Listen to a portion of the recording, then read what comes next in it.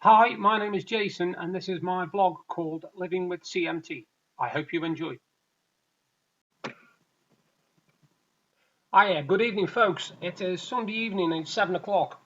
Um, I know that I've actually left the cricket where England needed two runs from one ball to win, I think, and I don't know what the end is. So, whatever. What a fantastic World Cup final.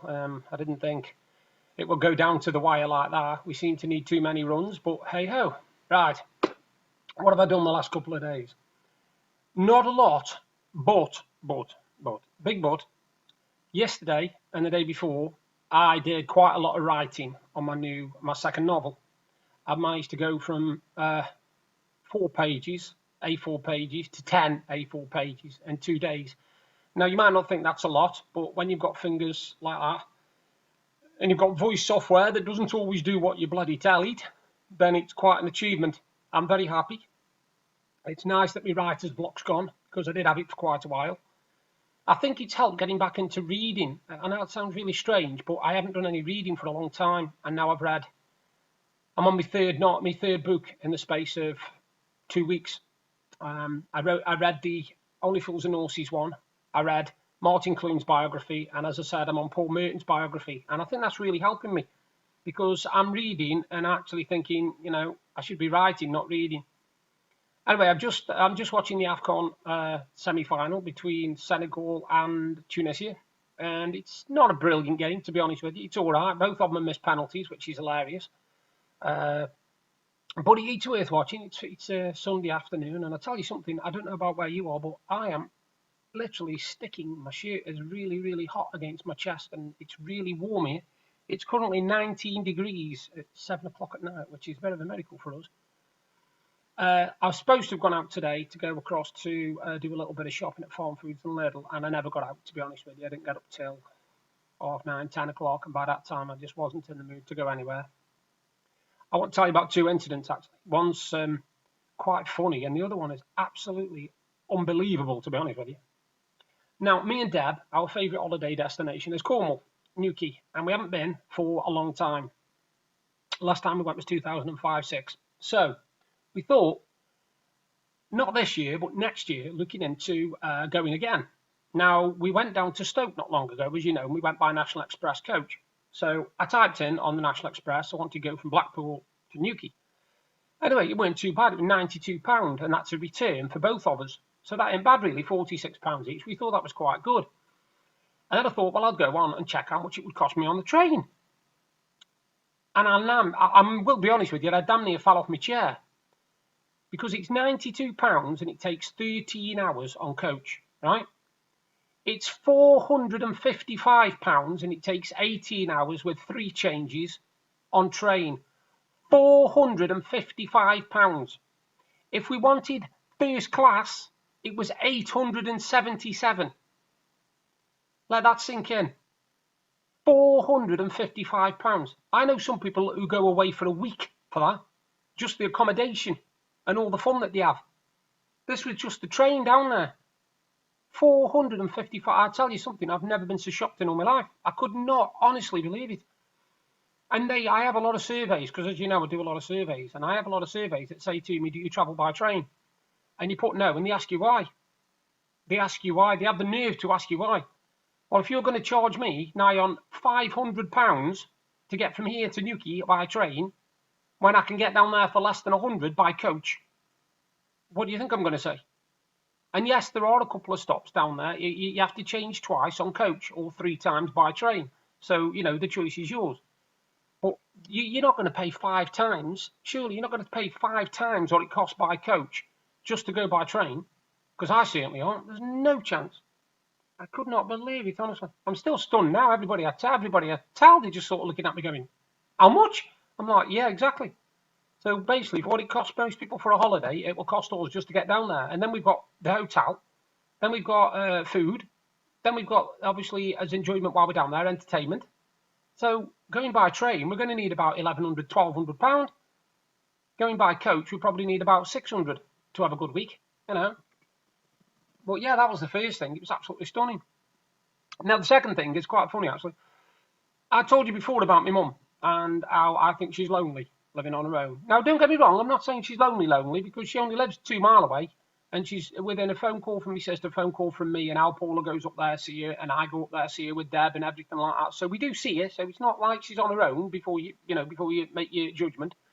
But I think she gets very lonely and very bored, because she rang me this morning and left a message on the answer phone to tell me that the people up the stairs from her in the other flats were having a yard sale. They were selling a lot of stuff on there. They were selling a lot of clothes, but they weren't really my mum's style. They were more for the woman who was selling them. And I thought, why have you rung me and told me that? And I thought it was a bit bizarre. Anyway, about 15 minutes later, I decided to give Al Paul a ring, my sister, my other sister who lives in Blackpool. And she'd had exactly the same phone call from my mum. Exactly the same phone call. And she was like, why has she told us that somebody's having a yard sale? What we think we're going to do, go shooting up there and have a look at these clothes that we don't want.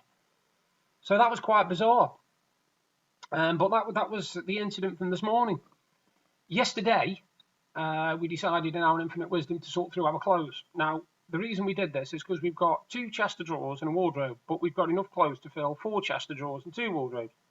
So we had a bit of a sort out yesterday. So we dug out all this massive pile of clothes and we sorted through them, put them into piles. And I got my t-shirts and everything, and I roll them up now to put them in drawers. I don't know whether you've ever done that, by the way. It's a really good way of making more space. Instead of folding your t-shirts how you would normally fold them, arm in and then turn over, try them in this. Try line it flat, fold it in half, so you've got the arm over the arm, right? Yep, so it's in half. Then put the arm in, fold it in a little bit at the side and roll it. So it's like a sausage roll, really, if you like. And you will be surprised how many extra t-shirts you can actually fit in a drawer doing that. My wife found that out on the internet and then told me about it, and I thought, no, I don't believe that. But I've actually managed to fit, I think it's something like 30 or 35 t-shirts in one drawer. That's how good a fact it is, that's how really, really good it is. So I just thought, that was a bizarre fact I thought I'd pass on to you, and it does work. It does work. You want to try it. Like I say, if you're short of space, but you've got lots of things like t-shirts and tops, fold them the way I've just told you. Basically, like flat, so it's, so the arms are like that. Then fold it in half, so one arm goes over the other arm, so it's literally half a t-shirt, if you like. Yeah. And then fold the arm in, fold a little bit in just below the arm, and roll it up. And you'd be surprised. Like I said, it literally makes them like sausage roll size, and you can just put them away then in your cupboard. Bizarre, but it works. Anyway, like I said, I've not done a lot. I did a little bit on my Harry Potter Lego yesterday. But like I say, my main achievement this weekend has been me writing by a mile. Because it means, like I said, I'm free to write now. And it's coming up to a year since I published my first fantasy novel. If anybody's interested, it's still available on Amazon.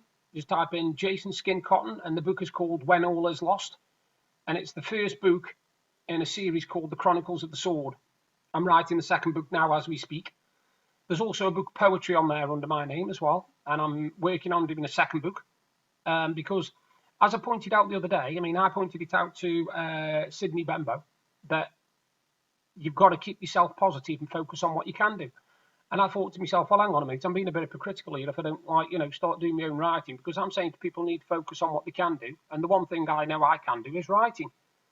I'm a good storyteller. I've got a creative mind, imagination that's absolutely wild and nuts completely. And I'm forever writing bits and bobs in my head and then writing them down on bits of paper. And I've got little notes, well, not bits of paper, but you know what I mean, texts on phones and also Word documents on PCs.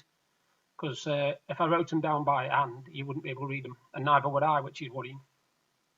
But yeah, like I say, it's one of them this week, and obviously today starts my birthday week. So every day this week is going to be something to do with my birthday. It's not till Thursday, I know, fair enough. But tomorrow we're in town. Deb's picking up the ingredients because she's making me a nice cake. Then Tuesday we've got a friend coming down who wants to see me before my birthday, which is Janet, Tony's mum from next door, who I've mentioned before. Wednesday we've got a day where Deb's doing some more stuff to do with my birthday, and in the afternoon, evening, we're going up to see my mum before my birthday, so that'll be good. Thursday, we've got friends coming up from Stoke, Ian and Pauline, who are coming up and going out for a birthday meal with me and Deb, so that'll be nice. And Friday, me and Deb will be probably in town having a Costa coffee and just chilling. So it's going to be a very, very, very busy week. And then I don't know what's happening Saturday or Sunday. I haven't got a clue. I have just found out something really, really funny though, because obviously I'm not watching football on my birthday. And I found out that the third place playoff for the African Cup of Nations is on Wednesday, and the final for the Africa Cup of Nations is on Friday. So none of it falls on my birthday, which is quite cool. I was dreading it falling on my birthday because I'd have recorded it, but then I'd have had to skip social media for 24 hours to try and not see who'd won. So this way now I get to see the final live, which I'm looking forward to. The other semi-finals on in 45 minutes, and that's Algeria against Nigeria, I think. If I'm not mistaken, I might have it wrong, but I think it's Algeria, Nigeria, and I don't know who call on that one. I don't. I've been having a bit of a laugh with Jeffrey Reardon. He's a good man. I think he's fantastic. I really do. I have a good laugh with him. He's an Everton fan, but we've all got his disabilities, haven't we, Jeffrey? No dig. But he was winding me up the other day about supporting Liverpool, obviously. And I managed to get a dig in about how many European Cups Everton had actually won, Champions League. You could count them on one hand, like that. That backfired on me. Ouch. Ow. Yeah. So I had a good laugh with him. And Liverpool have played 2 pre-season friendlies so far. They beat Tranmere 6-0 with a side where you play 11 in one half, 11 in a different half. And then today we played Bradford away, and we beat them 3-1. Again, 2 wins out of 2. You can't complain about that. The only thing I'm baffled with is BBC. The BBC drive me nuts because Liverpool have played 2 friendly matches now, and there's been nothing on BBC Sport about any of them. None of them. Right? Doesn't matter. Man United have played 2 matches. Chelsea have played 2 matches in their pre-season, and you get updates every minute as to what's happening, who's kicked the ball, who's had a shot, who's defended. So they're very, very biased. They're very, very biased towards them teams. I don't know why, but they are. So, yeah, anyway, the season starts in less than 5 weeks. Liverpool have got a very, very busy start to the season because not only have we got the Charity Shield, but we've got the UEFA Super Cup as well. And we play Chelsea in that one. In the Charity Shield, we play Manchester City. So it's all going to be busy. A bit of good news. I remember telling you a few weeks back that I had an app called the Xbox Game Pass. And the problem I had was it wasn't working properly because every time I went onto it on my phone and kept putting send game to device to download, it kept saying no device registered no matter what I did. And I left it and I got really annoyed with it. Anyway, I turned it on the other day, clicked on a game, and it sent it straight to my Xbox to download. So I don't know whether they updated their app or what. I haven't got a clue. But yeah, that's my video for today. I'll try and get another one done tomorrow because hopefully we might have a bit of footage of me having, a Costa coffee and a bit of a rattle. So you all take care for now. And like I say, it's been a very bizarre weekend. Bye for now. Hi, I hope you enjoyed the vlog. And if you did, please give me a thumbs up and a like. Thank you very much. And if you like what you saw, you can subscribe by clicking there. And if you want to see what I did yesterday, you've just got to click up there. Bye for now.